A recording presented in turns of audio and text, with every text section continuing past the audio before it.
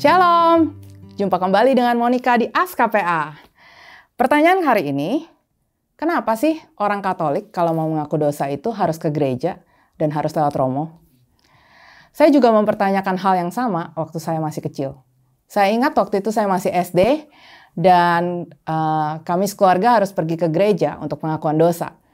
Tapi karena saya merasa malas, maka saya bilang sama mami saya, hari ini saya nggak usah pergi deh. Kan Tuhan tuh ada di mana-mana. Jadi saya mengaku dosa sendiri aja deh dengan berdoa kepada Tuhan. Saya nggak ingat persisnya bagaimana jawaban mami saya. Yang jelas saya cuma ingat waktu itu saya tetap harus pengakuan dosa di gereja.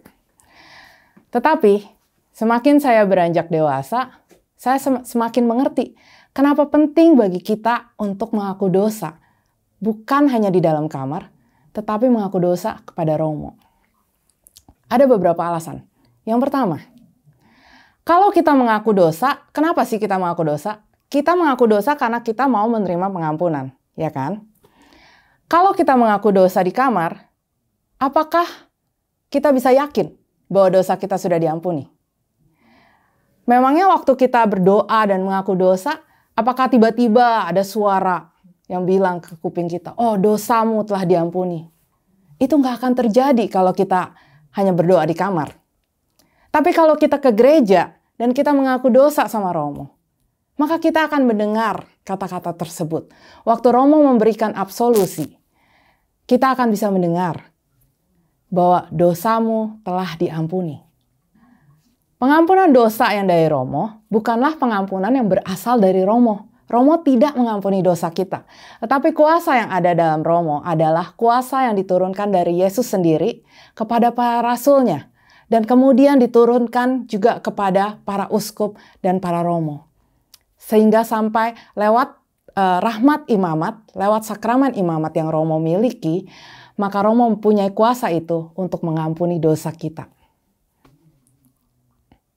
Jadi itu alasan yang pertama. Dengan mengaku dosa ke gereja dan lewat perantaraan romo, maka kita bisa dengan yakin menerima rahmat pengampunan tersebut dan absolusi untuk dosa-dosa kita.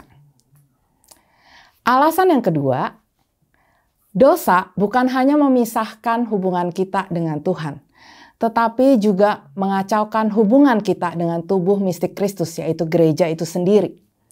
Sakramen tobat atau sakramen rekonsiliasi memulihkan hubungan kita dengan Tuhan dan mengembalikan kita ke dalam gereja. Ibaratnya, jika salah satu anggota tubuh kita ada yang sakit, maka seluruh tubuh kita akan terasa sakit. Sama dengan kita sebagai anggota tubuh gereja. Jika kita berdosa, maka seluruh tubuh gereja akan sakit. Tapi jika kita bertobat, maka seluruh tubuh gereja akan sehat kembali. Pada akhirnya, marilah kita menyadari rahmat pengampunan dan sakramen yang Tuhan berikan di dalam hidup kita ini, dan mari kita gunakan sebaik-baiknya. Sekian jawabannya untuk hari ini. Terima kasih, dan jika ada komen boleh tulis di bawah. Jangan lupa untuk like dan subscribe di channel kami. Thank you, God bless.